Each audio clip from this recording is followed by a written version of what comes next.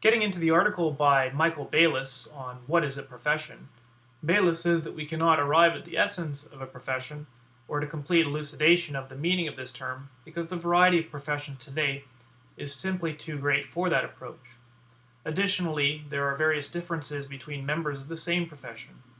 For him, all we can hope to do is to provide a list of characteristics that belong to most occupations we call professions. Cynthia Brincat, in her article What Professions and Professionals Are, echoes these thoughts. She states that much of the literature on the professions tries to come up with a few shared characteristics or qualifying criteria articulating what a profession entails. There's always a counterexample, she says, but these characteristics are still helpful for us. In this light, for our purposes, we could say that Bayles comes up with a helpful yet incomplete checklist for what a profession is. We might assume that when considering any given occupation, the more we can match it with the characteristics and criteria contained in this list, the more we can associate it with the term profession. Bayles identifies three central features, three common features, and three salient or notable features of a profession. Starting with the central features, he holds that first, the persons engaged in professions have an extensive training, for example, advanced degrees or education in their discipline, which is the meaning of the notion of a learned profession. For example, a doctor has to go to school for around 8 to 10 years, including doing a Bachelor of Science degree and 4 to 6 years of medical school. A professional accountant needs at least 4 years of training, for example, a Bachelor of Accountancy or Business Administration degree and or a certificate in financial management. And for management positions, a business professional generally may require a Master's of Business Administration, involving having first completed a 4-year business degree, followed by a 2-year graduate program, although admittedly this is not always a requirement. Given that the practice of a profession means that one is performing a critical function or service in society, which requires specialized or esoteric knowledge that ordinary members of the public do not have, to be able to practice in a profession usually requires rigorous and extensive learning, training, and education. To take upon oneself this rigorous training, one seems to need some high degree of commitment or a calling to take on the burdens of this training. After all, why would you want to do this to yourself? Spend a lot of time in school or learning the specialized knowledge that a profession claims as its own? Again, it takes a high degree of commitment and perhaps a calling or a natural inclination or special talents to have the interest to undergo the amount of training necessary. And those who have this sense of a calling are generally satisfied when they have fulfilled their ambitions by completing the required training and having become employed in the discipline of their choosing, the work going a long way in defining who they are. According to Everett Hughes, some combination of scholastic aptitude, ambition, and financial means is generally required to accomplish this educational aim. The ambition must have been fostered in some social setting, or in some setting in which sights are set high, he says. Getting good grades and completing degree requirements, meaning that one for as the most part attained a satisfactory grasp of the specialized knowledge in question, is usually part of the entrance to the profession. One needs to satisfy these requirements for continuing on. The second central feature that Bayles talks about is that there's a significant intellectual component to the advice or service performed. Generally, people are interested to work in a profession where one is off the factory floor and outside of jobs that require manual labor that may lead to physical pain or injury. In general, we prefer to work in occupations in which we are required to carry out intellectual tasks, for example, strategic thinking in relation to the future of our business, or carrying out complex mathematical tasks. This stands in contrast to the training of bricklayers, barbers, tradespersons, and craftspeople, which primarily involves physical skill that most anyone would be able to pick up. In modern society, for better or for worse, those who work in fields that involve intellectual aptitudes over manual skill are generally respected more, even though a case could be made against this. After all, it's those who have manual skill who actually create tangible things that are useful to the public, in contrast to those who dwell in the theoretical world of ideas. So again, we might ask whether or not this is an elitist characterization. As we'll see, the ancient Greek philosopher Aristotle says that because human beings are rational creatures, they seem to be truly happiest when they spend their work lives doing things that cause them to exercise their intellectual faculties. The third central feature of a profession that Bayles talks about is that there's a performance of a critical function in society. Since the Industrial Revolution, modern societies have become more and more technologically complex, which requires a greater application of specialized knowledge than simpler societies. In a modern industrialized society, where there is a large middle class, the notion of career advancement has largely become synonymous with getting off of the factory floor. This is an epoch of great technological and organizational change, where new techniques and new social demands work to produce new occupations that require people to have knowledge about them. Knowledge itself has become more and more specialized, each professional knowing more and more perhaps about narrower and narrower fields of inquiry. With the introduction of new technologies, it is critical to have people who have the specialized knowledge to understand them. With the introduction of new discoveries about the world, it's critical to have people at the university, for example, who know about subatomic physics or the matter under question. New products are always coming out. With the advance of from analog to digital high definition of TV, or from the 2D printer to the 3D printer, we have a critical requirement to have new engineers and technicians who have expertise in these things. With new advances in technology and new technological products being marketed, it's critical that we have engineers, technicians, and business people who are knowledgeable about them. With ever more complex taxation requirements, we need to have people with specialized knowledge being able to advise others on how best to fill out their tax returns. With ever more complex financial instruments in play that can be used to generate wealth, we need investment advisors who know about options, puts, and derivatives. The services of professionals are important for individuals to realize values members of the public seek in their personal lives. For health, it's doctors and nurses. For legal justice, it's lawyers. For wealth and for new goods and services, it's business persons, accountants, financial advisors, and engineers. Also, business schools have opened up in the universities, whereas prior to the 1920s, few were to be found. The world has become more oriented towards wealth creation, entrepreneurship, and the business corporation is seen to be the chief entity that's able to secure and create jobs, unprecedented levels of wealth, well-being, economic growth, and progress, thereby improving life. This view of things is not limited to liberal Western societies, but it has gone global. We move on now to a consideration of Bayles' common characteristics of a profession. The first of which is the notion that one must go through a process of credentialing and licensing in order to practice a profession, usually involving the passing of degree requirements, competency exams, obtaining qualifications, certificates, and diplomas, and registering as a member with a professional association. These challenges prove one's competency in performing the critical function in question. Second, there's a society, association, and organization of members which is dedicated to advancing the goals and reputation of the members of the profession in question, including in society, including informing governmental regulation.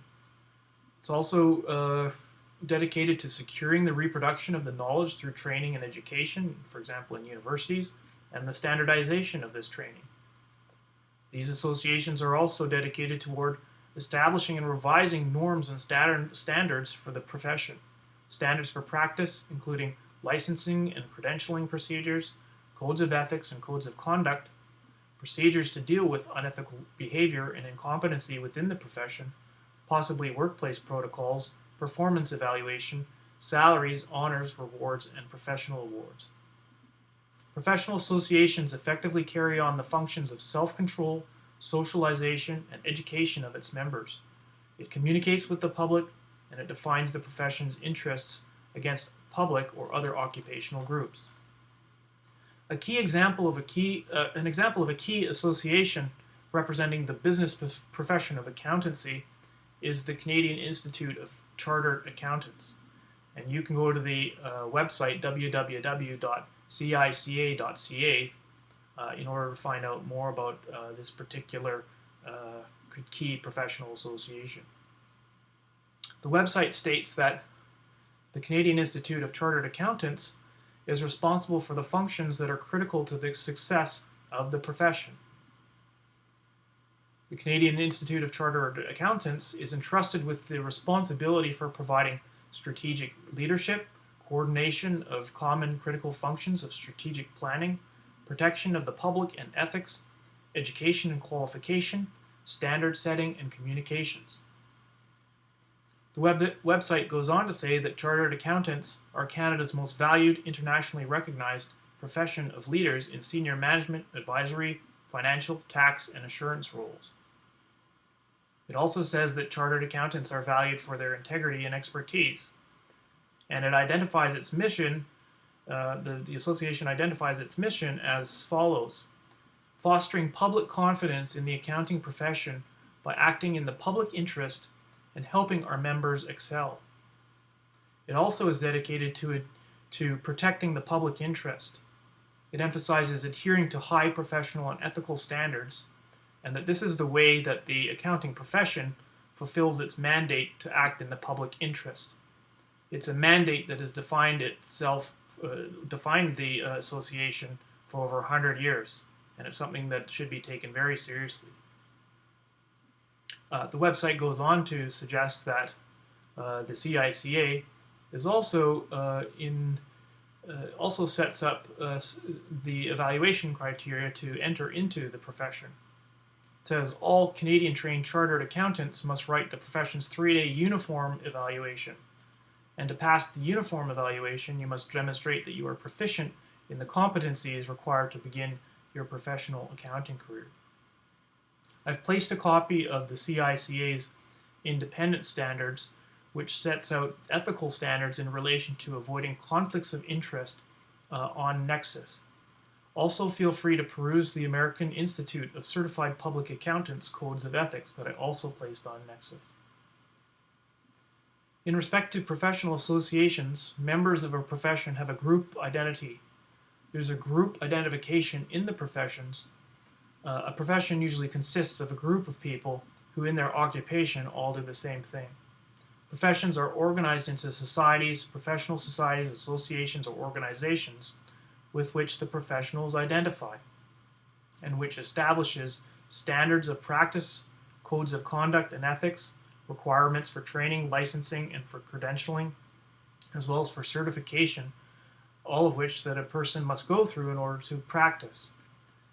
Each individual practicing the profession has some shared or agreed upon education, training, or certification.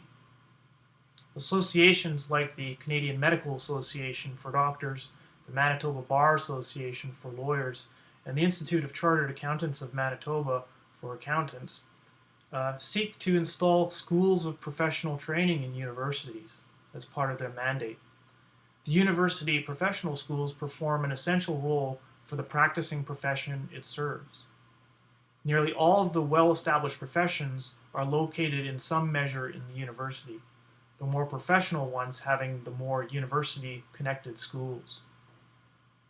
The associations ensure that the professions they represent have a significant or monopolistic control over the provision of the services and entry into them. The professionals and their organizations largely determine who will practice in the future. This is to say, professionals practicing in a different profession cannot generally call the shots for another, each profession being expert over the knowledge and services they represent. Professional associations differ from guilds or unions.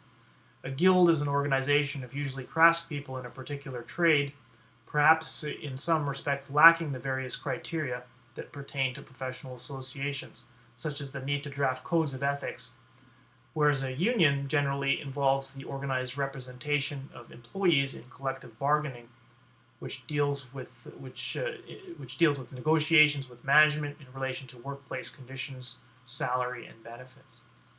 So from some of the above considerations, a profession is a type of occupation, one of a learned sort, meaning that in order to practice it, one needs to have extensive training to develop a specialized knowledge, and it tends to have professional associations or codes which prescribe professional norms and standards by way of codes of ethics and codes of conduct, as well as establishing certification and licensing processes. Why would we require ethical codes, certification, or licensing for professional accountants and financial advisors? Well, these offer standards of conduct to which one is beholden as part of taking up the function of these professions, which ensures the public trust. The public trust is the main reason why we need to do these things. The third common feature of a profession involves the notion that the practitioners of professions have a certain degree of autonomy and agency in their work, the ability to use their own judgment. Individuals employed in professions usually are able to make autonomous decisions and call the shots in relation to their provision of their critical function. Usually cameras and authorities are not involved in monitoring the actions of individuals employed in the professions. For example, a doctor is not monitored by the regional health authority in which they work.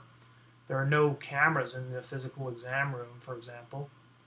Or an established tax advisor generally doesn't have to consult their boss when they give you advice. Generally, they can call their own shots.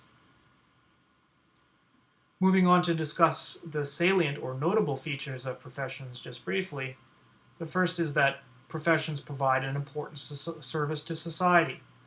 For example, for doctors, it's saving lives and curing disease. For business professionals, it's keeping the private wealth of the populace safe and secure. Growing public wealth through investment. Entrepreneurs bringing new goods, services, and technologies to the market, enabling society to progress. The second salient or notable feature of a profession is that professions have a significant or monopolistic control over the provisions of the services and over who can enter and practice in them. A chartered accountant must generally have gone through an appropriate training, have the appropriate credentials, be registered with the professional association in question, and must abide by its codes. Such associations, for example, the Canadian Institute of Chartered Accountants, have control over who can practice as a professional accountant in Canada, as we've seen. The third salient feature that Bayles brings up is that the professions are not subject to much public control. They have a large degree of self-regulation, and practitioners are given a large amount of what may be called normative leeway, meaning the allowance by society to go beyond ordinary societal norms in order to be able to perform their critical functions. That's to say, the professions are given exceptions to ordinary societal norms so that they're able to carry out their functions of, in relation to business persons, bringing new goods and services to market and building wealth. An example would be a tax accountant who is trusted with confidential financial information of their clients, information that you would not allow the average person on the street to have, and it's only on the basis of you having this knowledge of confidential financial information of your clients that you're able to give advice on how best they should invest their money, or how best they should fill out their tax forms. Professional associations and business corporations in general are always lobbying the government and promoting the expansion of the normative leeway that is given by society to the profession or industry that they represent. In so doing, they seek to broaden the range of goods and services that their members can provide to the public, as well as to reduce the amount of regulation that they're subjected to by society. We'll talk more extensively about the normative leeway and the expansion of the normative leeway as it pertains to business a little bit later. For now, please proceed to video 3B.